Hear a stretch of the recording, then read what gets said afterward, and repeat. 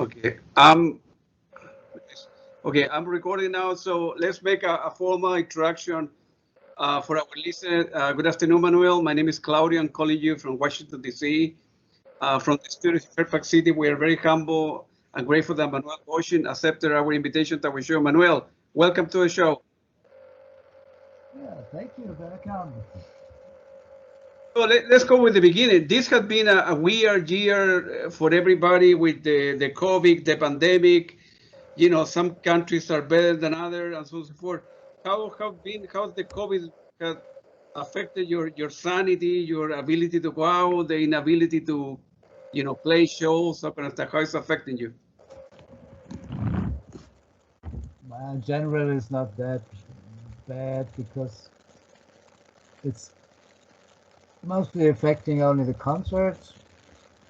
Because I had some nice concerts which had to be postponed or cancelled in Cologne at the Philharmonic, at the Before. There was one in London at the Barbican Centre.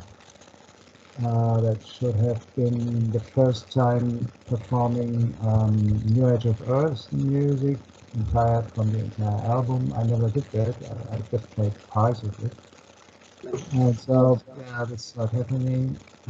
I was very lucky I could play a concert last September, 1 year ago. There was a break in the COVID restrictions in Denmark, in Copenhagen, with this band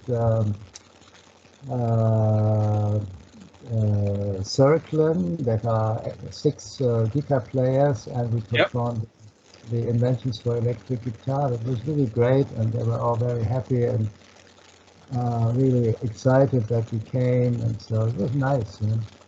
And now I will play in next week, next Saturday, the 26th. I will perform with Achim Rodelius. Yeah, of course. At here in Berlin. It's also very interesting because, of course, I know Achim for 50 years. We were not big friends, but we always met here and there over the years, but we never performed together. And this is a festival to remember this legendary club Zodiac in Berlin, which was initially established by Conny Schnitzler. I never performed there. I was a bit too young. I knew a little bit about that. My music period, or my music location in Berlin at the time, was the beach studio where I was rehearsing and playing. But anyway, I found it a nice idea to perform with Achim now, and he's getting now is 86, so it's an interesting experience. He will only play piano, and I will only play acoustic concert guitar. So it might be an interesting experiment. And we never rehearsed or used. So you never rehearsed, Ray, until now? No, there's not. No, he lives in Austria, and I live in Berlin. He will come on the Sunday, and there was scheduled a small sound check in the morning, 2 hours, but unfortunately the same Sunday is also the Berlin Marathon. So the whole city is closed, and there's no way to meet and for me to come near to this place to make a sound check. It's only open again in the evening, so I can only come in the evening. My God. So we just meet, and it's really an improvisation from scratch. And I hope it's exactly in the original spirit of the Zodiac. Are you going to be playing your stuff or Hans, or a combination of we just play what we want to play, so we don't talk about it. That's good. That's even better, you know, like the Ash Ra Tempel days, you know, when that's right, improvisation there, and sometimes the best comes out of improvisation, you know. It's Yeah, so it's just a freestyle event, and let's see what happens. And I think it's really in the style and in the reflecting the original ideas of Conny Schnitzler, making this place to meet musicians to start playing music without any thing before, or just try, test, and Sure. yeah, that's good. Yeah. But apart from the concert, it's not so it was not so difficult because we have I have my own label for many years, and so it's just okay. So we re-released last year. I have re-released this album, which last concert with Klaus Schulze there in London Royal Festival Hall again, and also on a video, on a CD, DVD, and vinyl. Now we are making we're starting with the re-release on vinyl with all the Ash Ra Tempel albums. Now we have the Schwingung. This guy, right? Yes, yes, yes. Yeah, that's for the 50th edition, right? Yes, and this will be on very nice cover. We have it already, but we had to postpone the release because there were so many people order. There were so many orders that we could not. We had to repress immediately, and so we postponed that we could deliver all over the world at the same time. So Yeah. it's now in November. And next year we will have the Ash Ra Tempel, the first, with this beautiful folded cover, the original, and yeah, and then the other ones step by step. And so there's a lot to do. And, you know. Yeah, good busy. Yeah. But anyway, Oh, in private, I don't care so much about it. We are very relaxed, and we live. We see our children, our grandchildren, family. That's all. And so we don't go out and stuff. So yeah. Well, hopefully all the album, hopefully that particular album is going to be ready in the store in December. We don't know, right? So it should be in the United States. It should be, I think, from beginning 5th of November or 10th of November. yeah, definitely want to buy it. Yeah. I own about 12 CDs from you, Uh-huh. but I don't have any albums. So when I'm going to when I'm flying to Berlin in December, I want to go to the first thing I do, go to the record store, the biggest one in Berlin, and then buy all of them because I love your music. I like vinyl and I like CDs. I like different things. Okay. So Yeah, let's go we have. back to the beginning. Where you, Manuel? Were you born like in a musical family? I mean, how old were you when you began?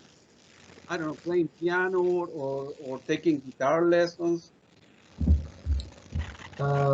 Yes, it was not really a musical family. My father was an engineer, but he was, yes, he also played piano. He taught me to play chess.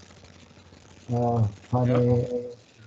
And his father, he played a guitar. He was painting very nice. He was also an engineer, but just for private, he played a little guitar, and I saw my first guitar I had from him, and so I just fooled around with guitar and piano when I was young, when I was a child, Yeah. and later I had yeah, I was trained classical guitar. I had lessons for many years, and Yeah. classical guitar. And my mother had a musical background. She was an actress as a child. Yeah, she played. She had training in acting, dancing, singing. But only when she quit when she was 10 or 11 years old. So she didn't. She played some theater, even some films. Her Yeah. brother was very musical. He played organ. He played organ in the biggest church in Berlin here, in this old broken church, the Kaiser Wilhelm Church. So he was the organ player for some time. And there are many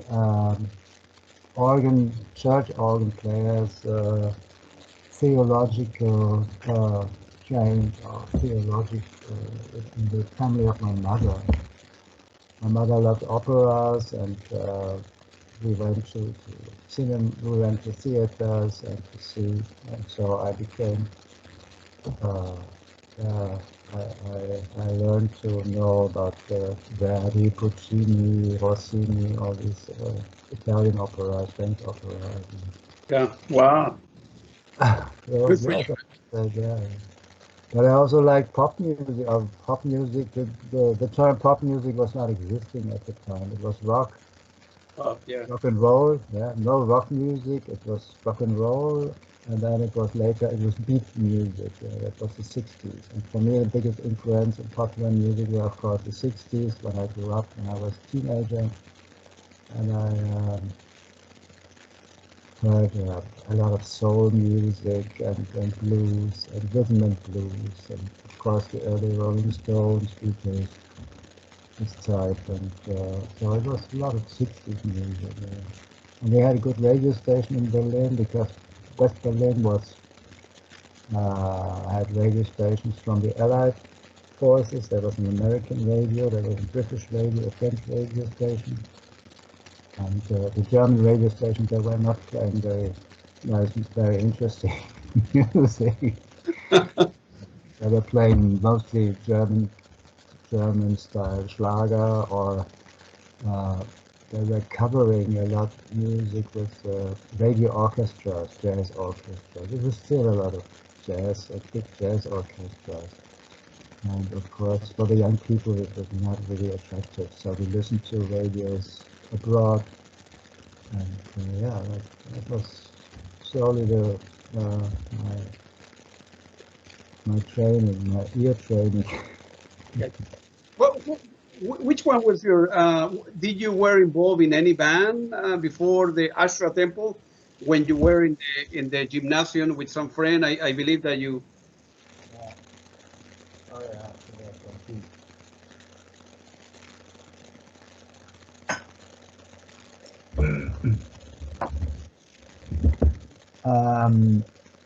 Yeah, before Ash Ra Tempel, you. yeah, of course. It was first. It was with my school friend Harmut Enke. Yeah. We founded a band in school, a cover band just for fun, and we played cover versions of the music that we like, Rolling Stones or Beatles or whatever. I think Yardbirds or Small Faces. I remember some. And we had some concert performances at school parties or birthday parties. And then, but we both like to develop, and it was soon getting a little boring to play all these tunes, so we wanted to play our own stuff, but we didn't know at all how to do it. And so we tried, and then we tried a very experimental band, a freestyle band called Bad Joe. We had just improvising from the beginning. We had no training or no ideas. I started in the first band. I was a singer, by the way. I was not playing guitar. Really? Wow. Yeah. Although I didn't understand all the English lyrics, but I tried to make my own interpretation of it. That's good. It didn't matter. It was just fun that everybody liked. I understand. And then I started, because I rejected to play electric guitar, because I was trained in classical guitar, and I said this is something completely different, completely not only in playing but styles and finger technique. And so I didn't know anything about electric guitar. But then in 1968 I started playing electric and playing with improvisation.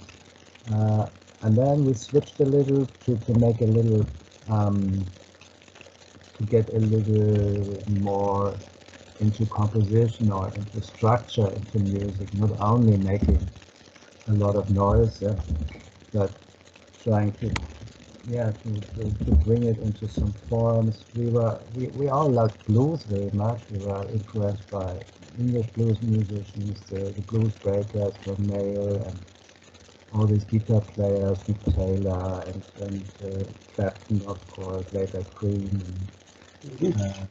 And so we tried yeah, to bring it together with in our own style. There are some, we had a band, we called it the Steeplechase Blues Band, which was not a blues band, but we used blues as a kind of scheme for some parts of it, but the rest was all improvised. Yeah, and out of this, then Ash Ra Tempel was made, created in summer 1970, and no, it was just another step. We left some blues away, but it was all a very logic step. And basically, the whole story is a story of the two school friends, Harmut Enke and Manuel Göttsching, for many years, and so we played till 1973. We made the last concert, and then it split. What was the reason that Harmut Enke ended up leaving, the band, and he wanted to do his own stuff? No, he didn't want to perform, and he didn't want to play professionally. He didn't want to make it his job, his business. He didn't like it. He was in spiritual spheres, and so he was thinking about just one note, playing one frequency, which includes all ideas of the whole world. So interesting ideas, but nobody listened to it. So he had, it was a way with Ash Ra Tempel, then with the second album Schwingung, then came the 7 Up album with Timothy Leary, and then the last one joined in with him and did some concerts. And he was not, he didn't want to do it professionally. He didn't like commercial approach, and to be on time, to be on stage at 8 o'clock. So he wanted to play when he likes it, and if it's 6 o'clock or 10 o'clock, or maybe not today, then tomorrow. But of course, you cannot play concerts. Of course. But Yeah, he made some private. I think he made some private some private playing with friends for over the years. We met over many years from time to time, but and it was funny in the year 2000 when I made this last concert with Klaus. yeah.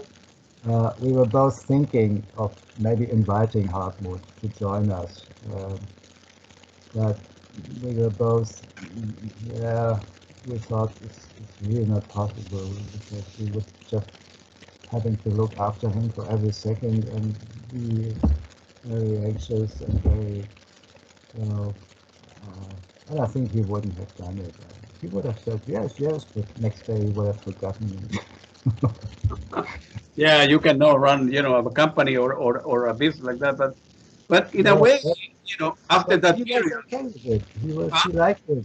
He was okay, and he liked it, and he didn't miss it, and so he was happy with his life.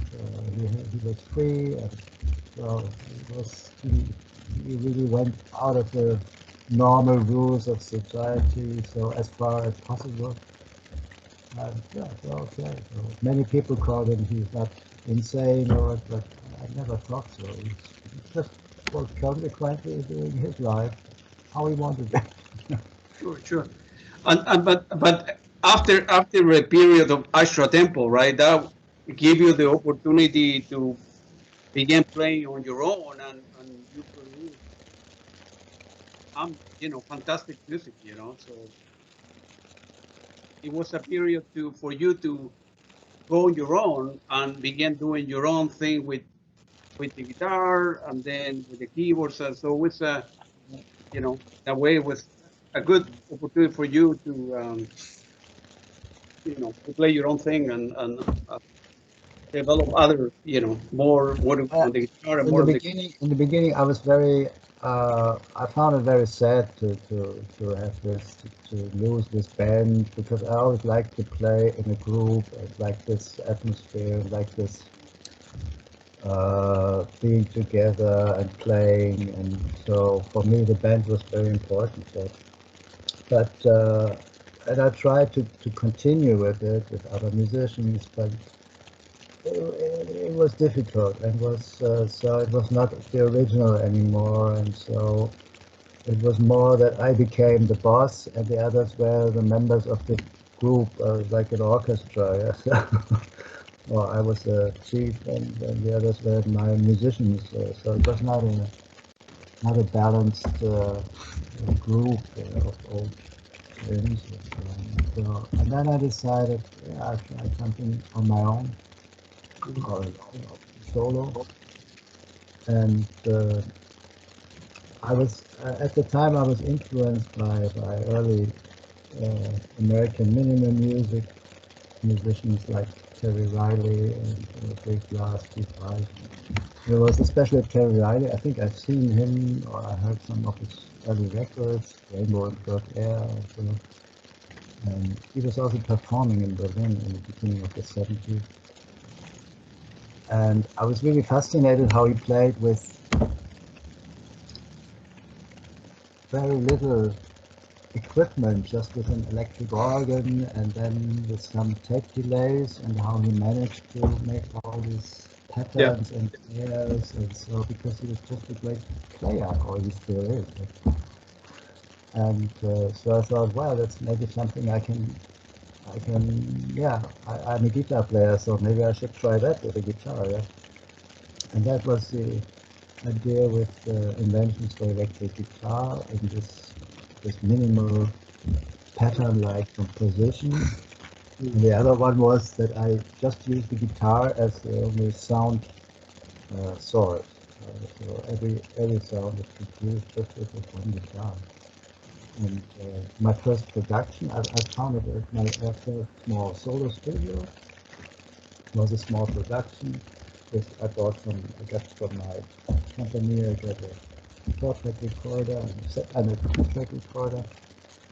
And so I could, for 3 months, I could try it, I could test it, I could record it in my own place. And yeah, it was great. And then I went to mix, I went to the third studios in Cologne. And then I continued. First I played one year with another great musician, which I knew from early times from Berlin, from the band Educated Free. That was with Ulbricht. And I invited him, or we somehow got together, and he was just, his group, Education Free, has just finished, and so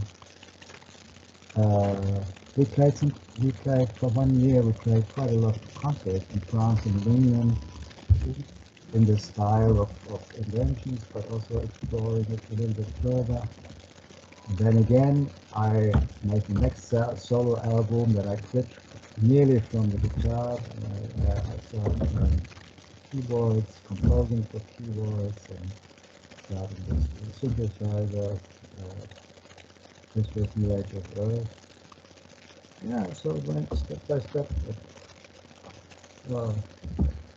Yeah, that album, the invention for electric guitar, it's unbelievable. I have listened to this one, I don't know, like 30 times, and it's very good stuff. Yeah. I never get bored. Like E2, E4, I listen to many times. And every time I discover new things. But and after that, you end up, feel free to elaborate on the album 7 and the involvement with Timothy Leary on this album. I actually, by the way, I did have the opportunity to interview Steve Soider a couple months ago, and he sent his regards. So He said what? he sent hello. He sent his regards. Okay. Thank you. Yeah, I think he lives in Switzerland now. It's now in Germany. He's a very nice person. He's very nice. Yeah, I think I had some contact with him. He lived all the years in Freiburg, which is very close to Switzerland. But maybe he moved to Switzerland. and he played some solo albums, and, some orchestra.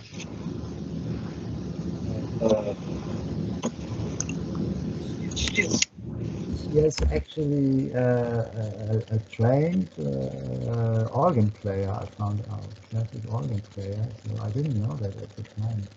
We met Steve through Tangerine Dream because he performed with Tangerine Dream. He played 1 or 2 albums and Yeah. in concerts, and so. But then, yeah, he left Tangerine Dream. And for 7 Up, we were looking for more.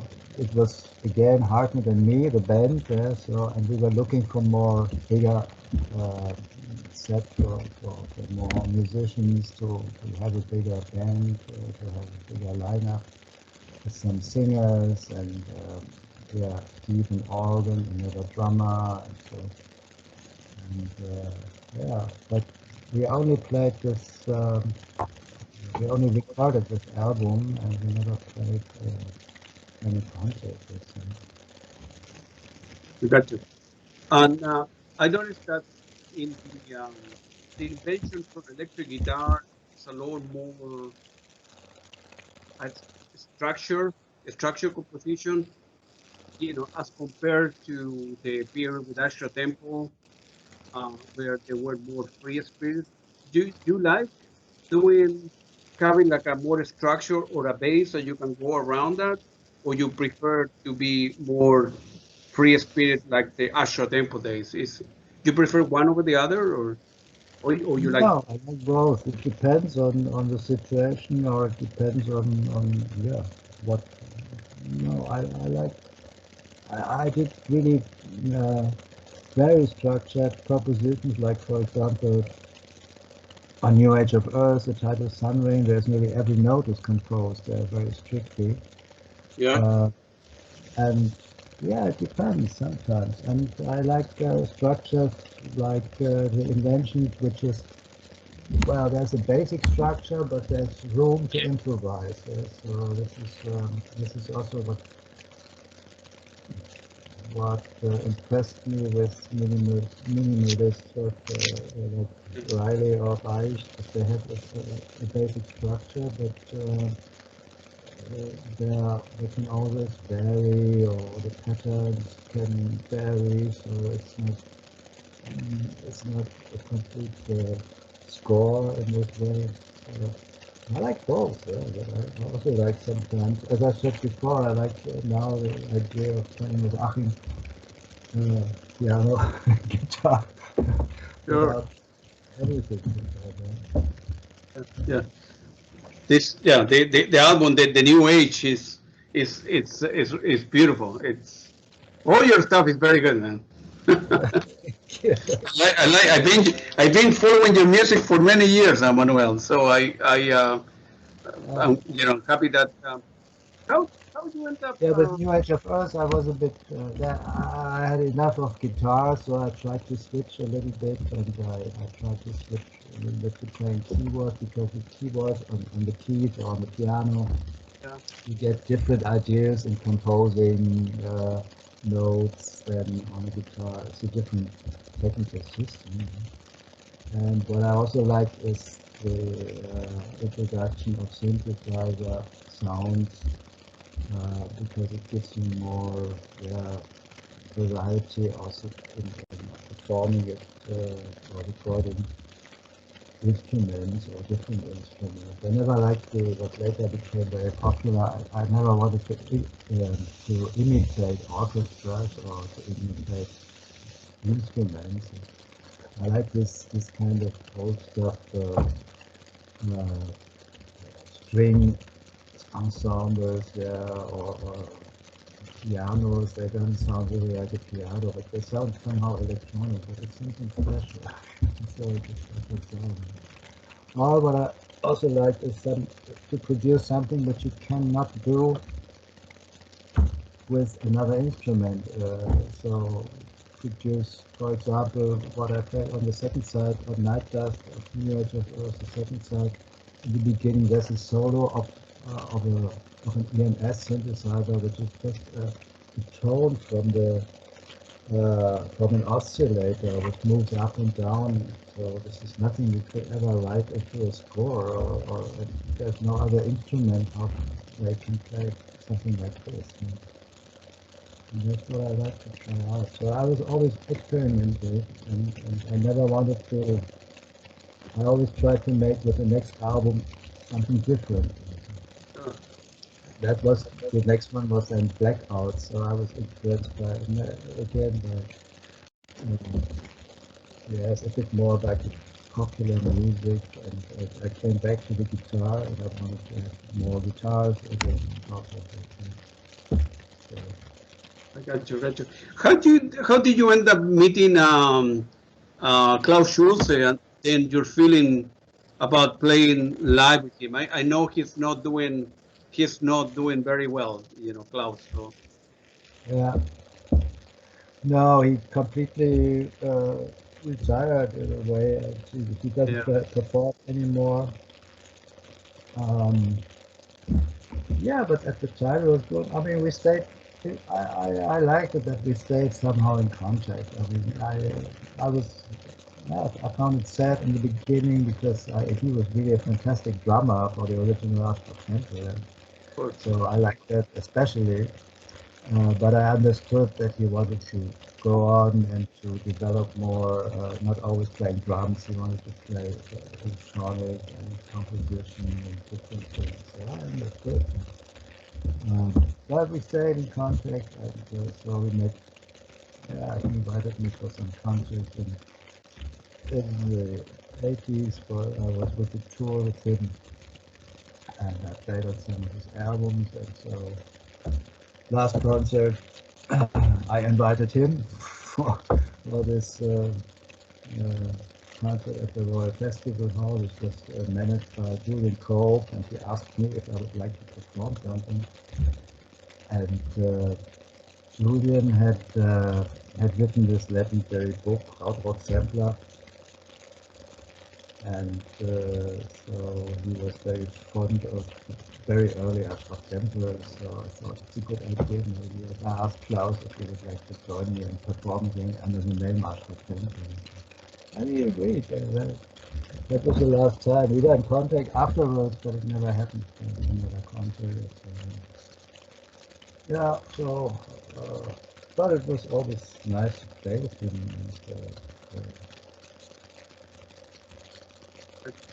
And, at the time you were with Virgin Record, right? And then was the time you were working in studio, and then you put your famous E2, E4 album.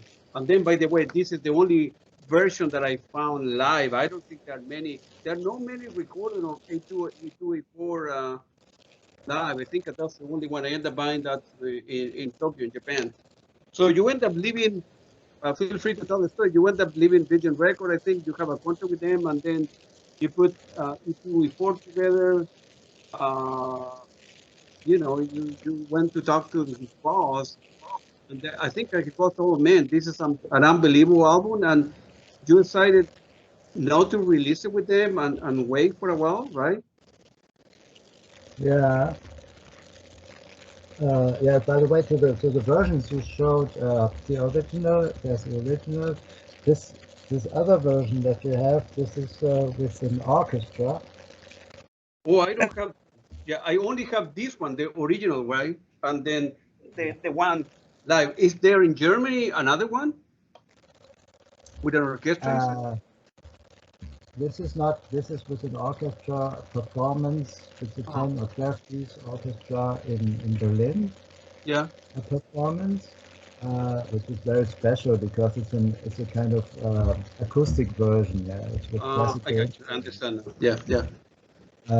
Which was very interesting because these musicians, they are all trained classic musicians, and they perform modern music from Xenakis or Cage or something like this in this direction, and they like the piece, and they invited me for one of the concerts. There's another official piece was also from Japan. The first live performance in Japan was 2006 at a big festival, Metamorphose Festival, and from this festival there's a CD and a DVD existing. It's also in our catalog, so it should be available.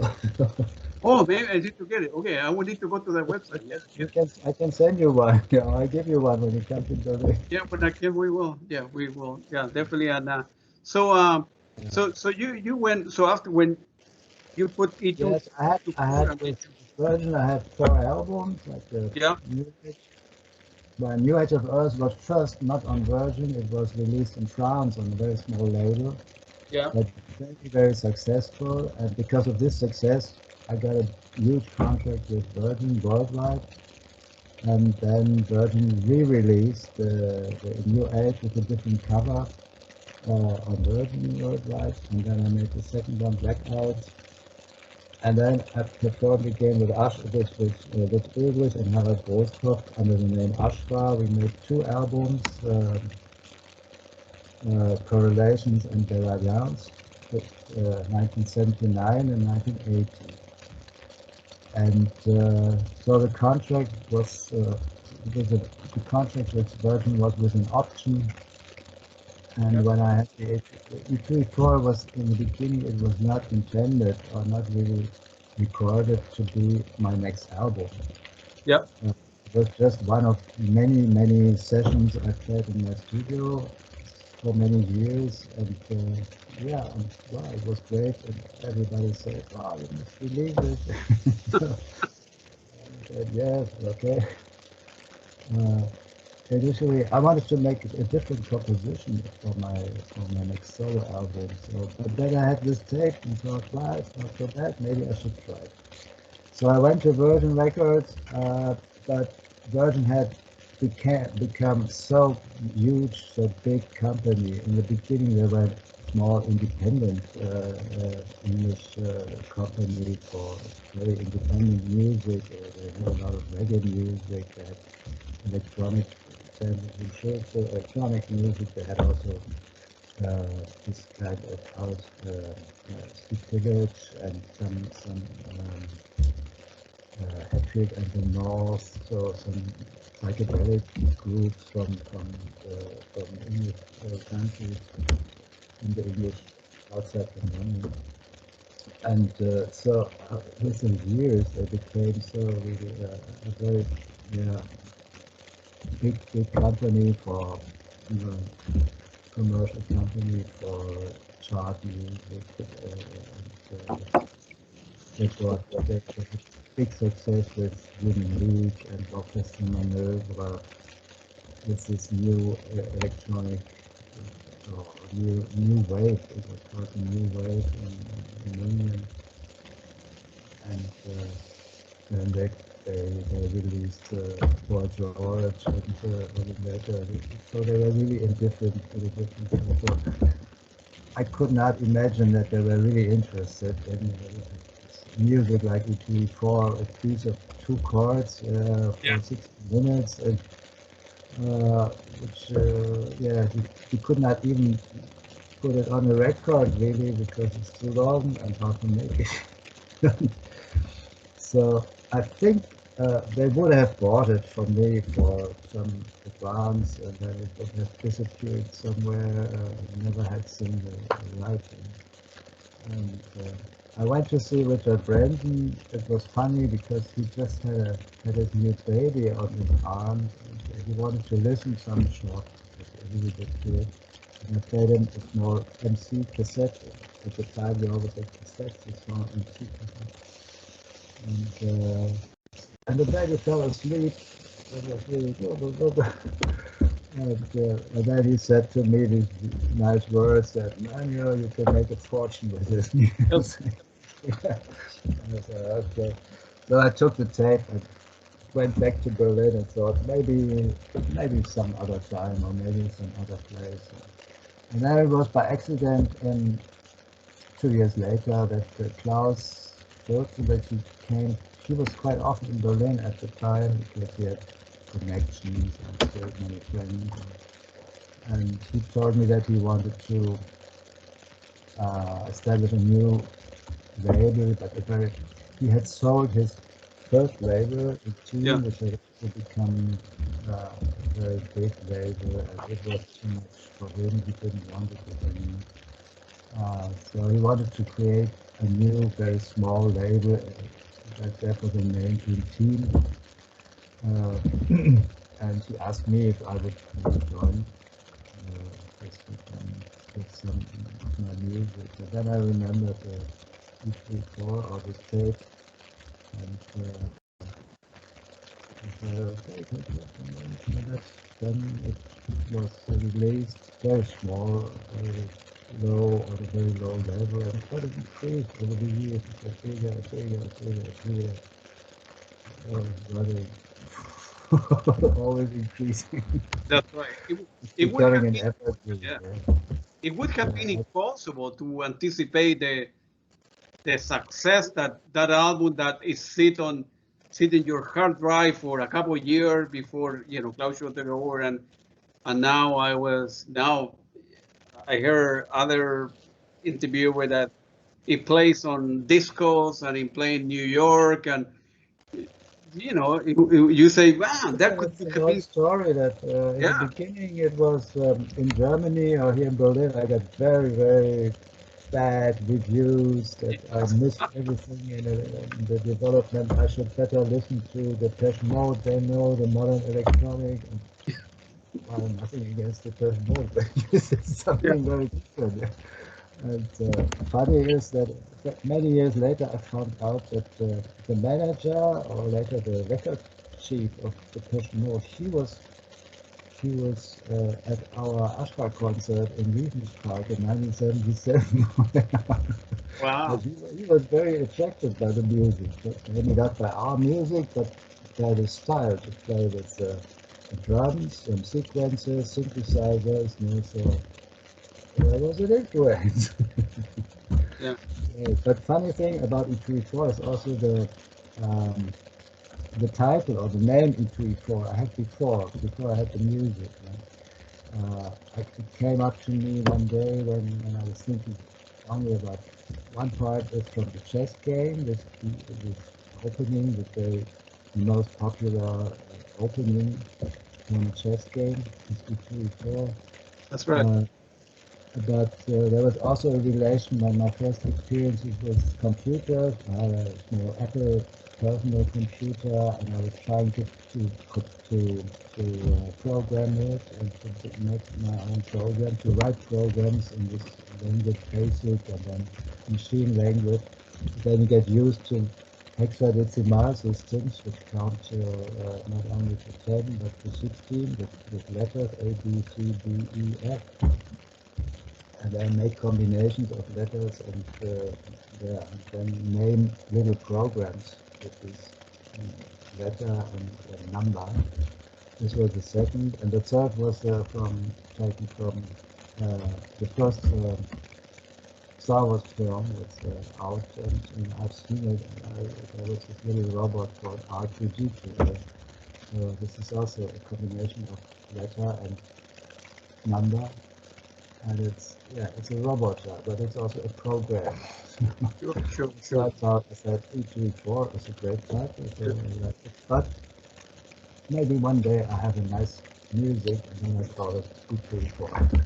So when some years later I had the E34, I had this tape. I thought, okay, this is the right tape to call it.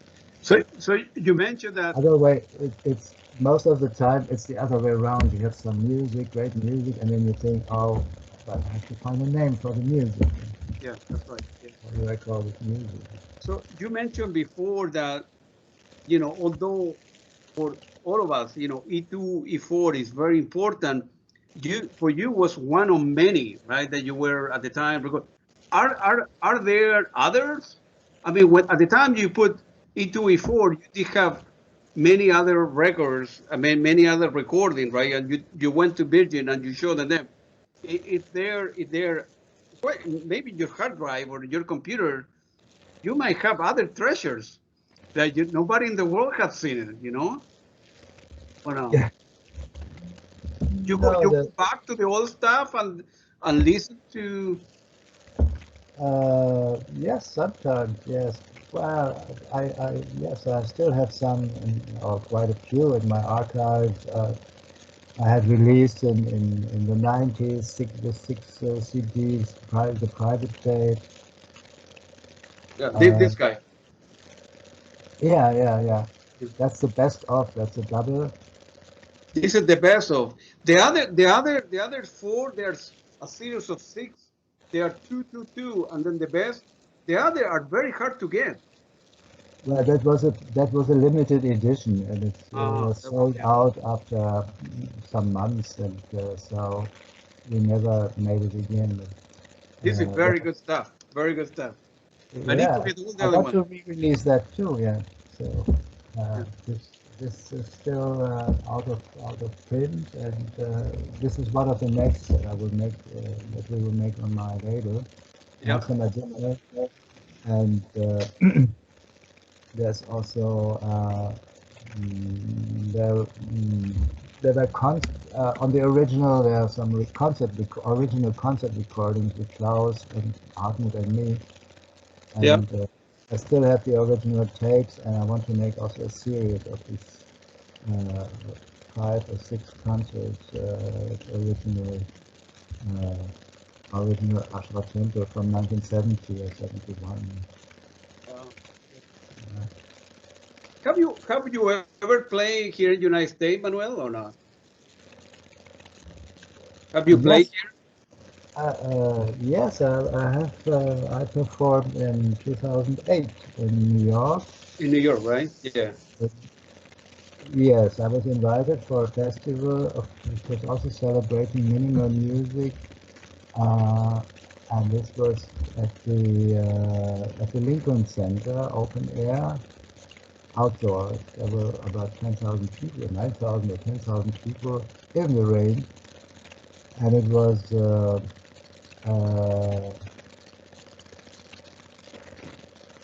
it, it was accompanied by the Joshua Light Show. I don't know. You know the Joshua Light Show? No. No. Okay, you missed it because Joshua made Light Show in the 1969, 1970 at Fillmore East. Oh, I see. I see. Fillmore East was a legendary club where everyone was performing. It was created by nah, what was his name? Bill Graham. Yeah. Bill Graham was one of the biggest promoters in the United States. He first made a Fillmore West in San Francisco, where the Grateful Dead performed Jefferson Airplane, then Santana, Oh, I see. I see. Yeah. and then he founded Fillmore West, and there was really everyone like Jimi Hendrix. That's a legendary Jimi Hendrix recording playing Fillmore West at New Year's Eve 1970. They Yeah. played the Doors, the Who, and Joshua was doing a light show. He created a light show with his slides and projection from behind the typical psychedelic light show that's really, really popular everywhere, and that this was really installed and fixed in this place. It was established, or how to say, it was built in the theater, so it was not for moving. And so he made this for 2 or 3 years, but then he retired. And no, he not retired. He stopped it, but he went to TV. He was many years in TV, and after that he made interesting programs in TV. And then he retired, and then he found back to making live shows, and he created again live shows. And someday I got a contact with him. He Yeah. contacted me and said if we would like to make something together, and I was really shocked or fascinated because I mean I'm much younger, and so I was not thinking what happened. So it's Sure. something new. Sure. Yeah. So he said, yeah, he had some shows in Italy, but it was too short for me. So, and then 1 year later, I had this invitation from the Lincoln Center to perform, and then I thought maybe we can join there. So I asked him if he would like to join. He liked the idea. So we performed in this big outdoor place with a huge shell as a stage on stage. The kind of shell in the background with a big stage with a big orchestra. So I was performing solo between four. I was the only musician, and there were 7 people from the light show on stage. Usually it's the other way around. It's 7 musicians and 1 is doing the light show. We have recordings from them. We have videos. And I played 2 more concerts. I played one in Philadelphia. It's from a guy, Jacques Panzu. He had a radio station for many years, radio programs, I think. And I also performed a club concert with Joe Clausel. He's a famous DJ and producer and rearranger and mixer. And he owned this club, and I invited him for my birthday party in Berlin, and when I was in New York, I played at his club. I didn't play before that, I played a mixed program. That's very nice concert. I liked it. We had prepared, no, not prepared, we were in discussion with somebody last year for making tours again, and he wanted to look for dates and maybe arrange something. But then Corona came up and yeah, so yeah, little by little. So after the concert with Hans Rodelius next week, is there an agenda for you to, there are new events coming up from 2022 as far as you know? Would you like to do a series of a concert in Berlin or in German in general, or is there a plan for that? Or? Yeah, no, concert, I don't know. The concert in Cologne Philharmonic, this will be played as soon as possible, so it's now delayed for nearly 2 years, but they still hold on it, and they want to make it with concert in London. I hope so that it will be. I'm very sure that there will be more concerts again in the future. So, and and for that, as long I concentrate on the re-releases. I mean, we have now Schwingung next year. I want to make this original first Ash Ra Tempel with the original nice cover. Yeah. Then make again the 7-Up album. I have already some additional material from 7-Up rehearsals, so I don't know if I will use it, but maybe as a bonus or separately, because I like with re-releases, I like to have it very original. I don't like to change it, or I don't like to add more titles or more tracks. So I really want to have it in my catalog in its original form as much as possible. And then the concerts with Klaus and Harmut, which must be 5 or 6 albums. Or vinyls, vinyls, then really with a private tape. But there are more. But you have the master recorded, the master tape, to go back to the original and remaster it, and yeah. In some cases they're not that easy to go back to whatever the master tape or a record label has it, will be difficult to get the original tape, right? No. I have master tapes for nearly all of it. Yeah, I see. Yes. So I started recording my own. Since I started recording my inventions, I have my own studio. So anyway, I have all the tapes. Yeah. And from the very early concerts, I got Yes, I had I kept some tapes. I got some more from a friend in France who had a tape from the Paris concert. Wow. Berlin who had a tape. This were bootleg tapes, yeah, but it doesn't matter. I mean, the quality it doesn't matter. It's a historic value. So, Yeah. Yeah. These two albums, Manuel for Concept for Humans, yeah. and this one died. I don't know how to pronounce it in German, but Wilde, Wounded. Yeah, Wilde, very good albums, man. I like that. It's different, but Wilde still is a river right. that's a river in middle of in Saxonia, and I played music for an installation of a friend of mine. She made an installation of mirrors, 34 mirrors in the country, Yeah. and I performed some minutes music to it. And initially it should have been only 10 minutes, but then I played for 40 minutes. I recorded it. And Concert from Mona is it's a music I performed live with an orchestra for an old black and white Mona movie. That's a movie from 1921. I think the second big movie from Mona, famous director.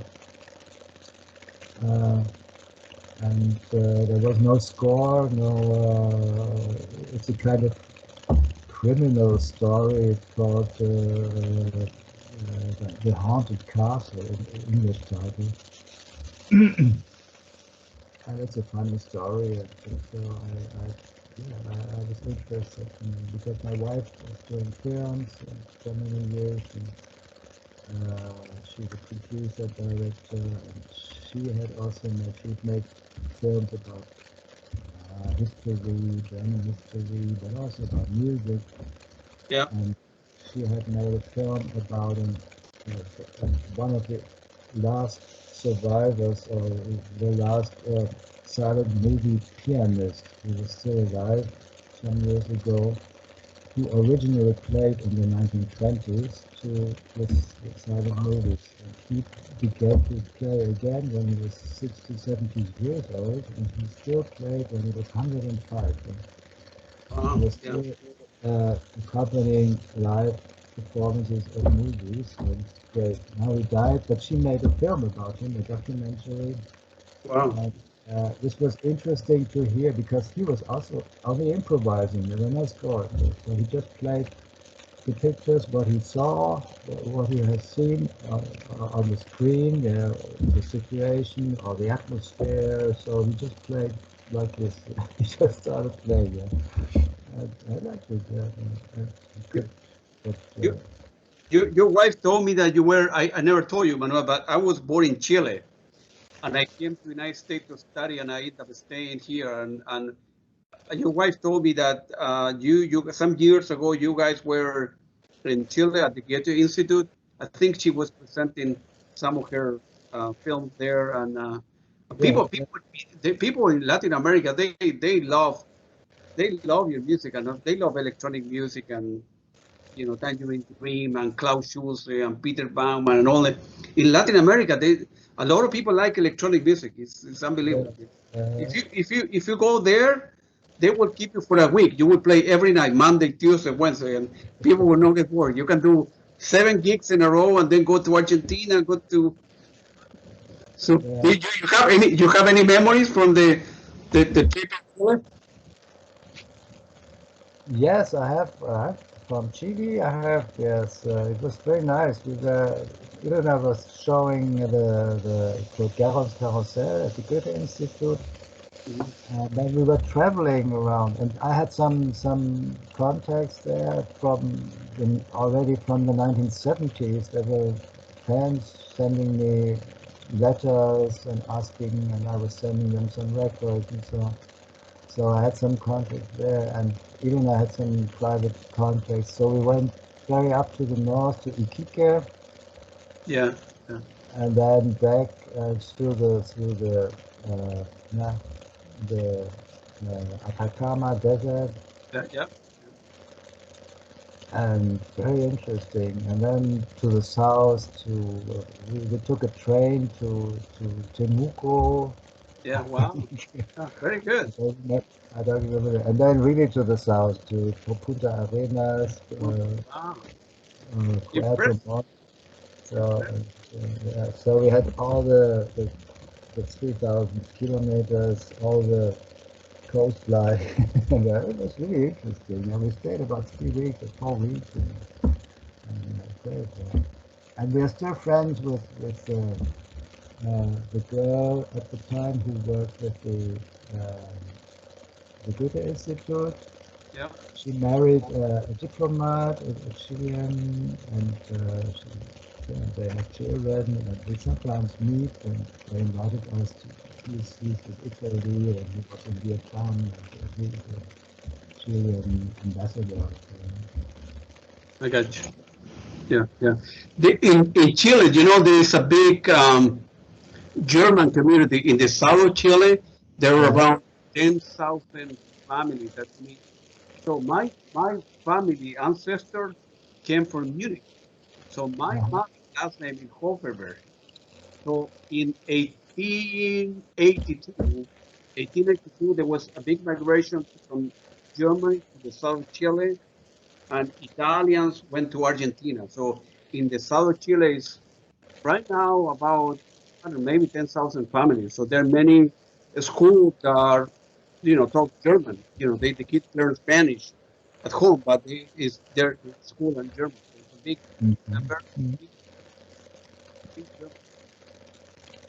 That's what my ancestor came from.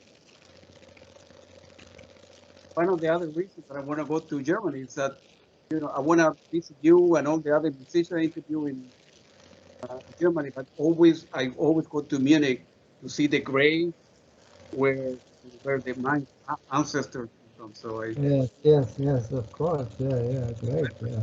You never been to? Huh?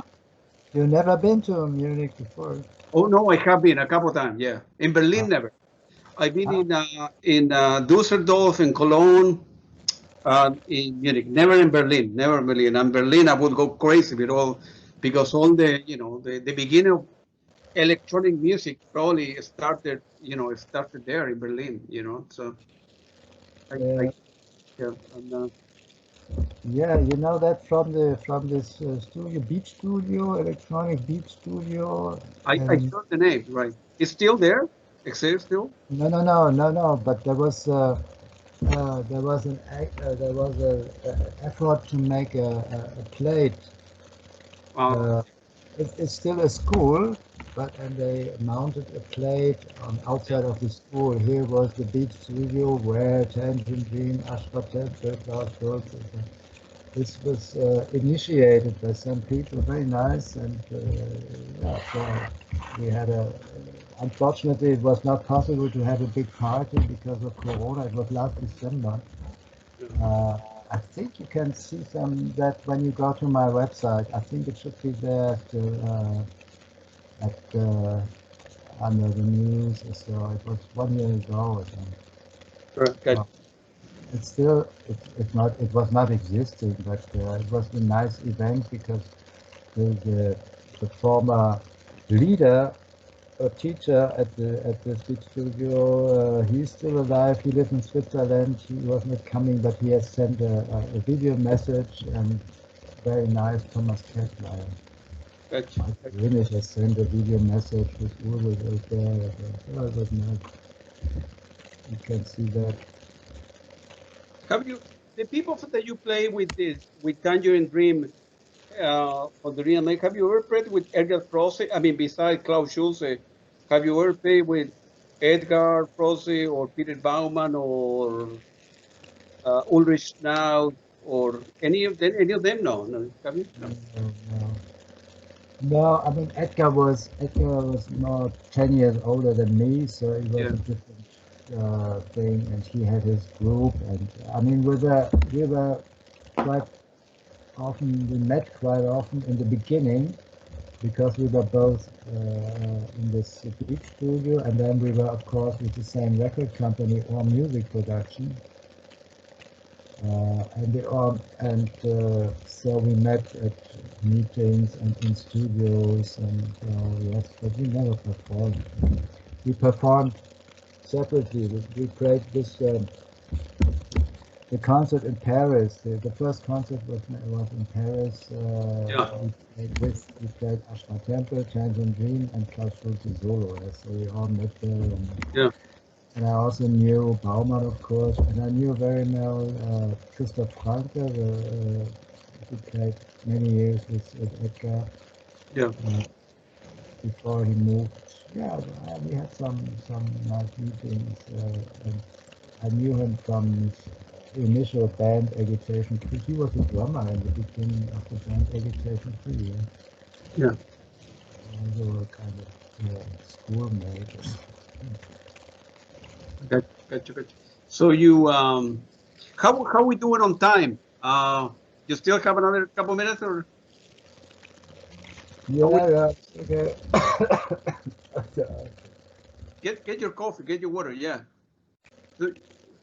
And so I was thinking, you have played in so many places, so many venues with a lot of different artists.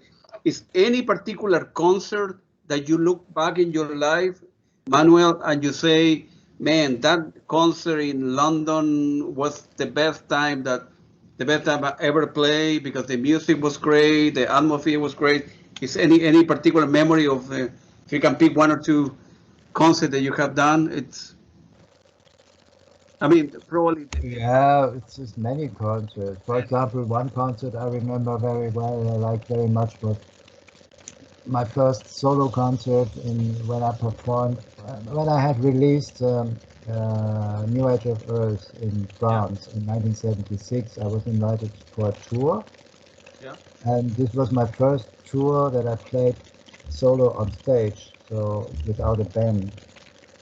And I remember the concert at the legendary Bataclan in Paris, which became now famous, sadly famous with his attacks from in 2 years ago. No, it was 2 years, no, it was more ago, some years ago.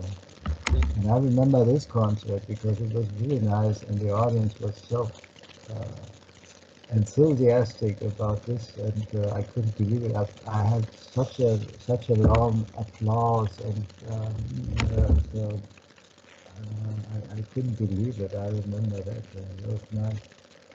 But there are many more. There are so many nice concerts in Japan, which is on this big festival that I like very much. But also the concert at the Lincoln Center, for example. So everything is special. It's difficult to say some yeah, of course you remember some little things here and there, but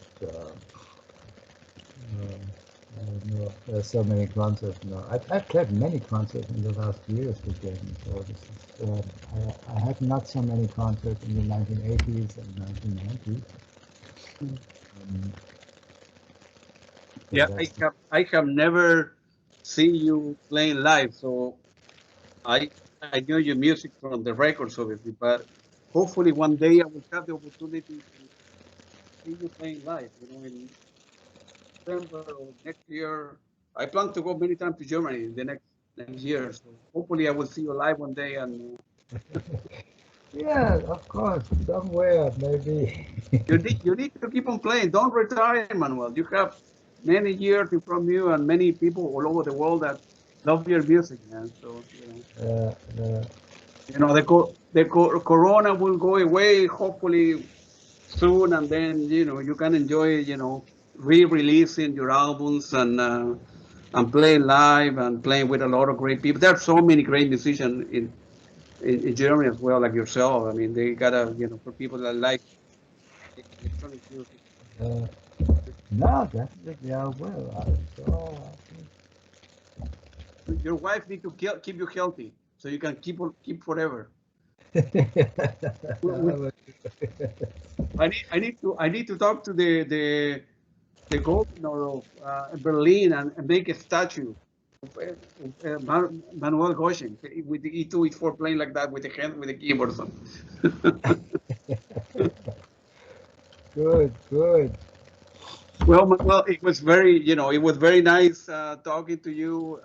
It's such an honor for me for the radio. This is interview number 100. So when I talked to your wife, I wanted to do something special. That's why, there was, there is Manuel Göttsching and nobody else, So I'm very grateful for your time and say hello to your wife and we'll see you in a couple of months. I'm quite sure we'll go out to dinner and then get some beer. You like Chilean wine? You like wine or you're a beer? I liked wine for many years. I stopped. I had so much wine, and now I'm more with beer. Yes. But I stopped alcohol completely for 10 years. Really? Oh, that's good. Yeah. Yeah, it was very good. It was very. I think it was a good thing. And since then, I drink some beer. So much. Yeah, yeah. Well, we'll get together in Germany for dinner with your wife, and then I remember Chilean wine. Yes. Huh? I remember Chilean wine. Yes, when we were there, I was still drinking wine. I remember it. But what I wanted to ask you, this is a radio program?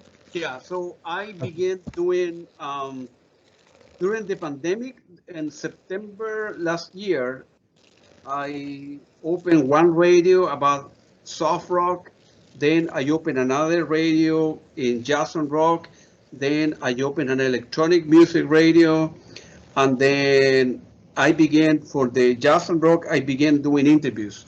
So what I do, once this interview is over, I will send you the direct link for your social media account or whatever. I will upload the video to the website and then do one special about Manuel Göttsching and special about Ash Ra Tempel. I would use, the private tapes and maybe 2E4 play for entirety and I, some that's the idea. The idea is for interview great musician and for you to benefit. And I will put the link of Ash Ra Tempel as well, so people can buy records from the website and stuff like that. I want you to benefit, Okay, yeah. But it was very nice talking to you, Manuel. Say hello to your wife again, and then I will see you in a couple months in Berlin, man. We'll go out to dinner. Thank you very much for your time, Manuel. Have a great evening. Thank you. And you think it has all recorded? Yeah, I will stop the recording for now. No, I just asked if it's all fine with the recording, the quality. Yeah. Okay. Well, everything well. Good. Okay, then. Thank you, and see you. See you very soon. Thank you again, Manuel. I appreciate it. Thank you. Very good.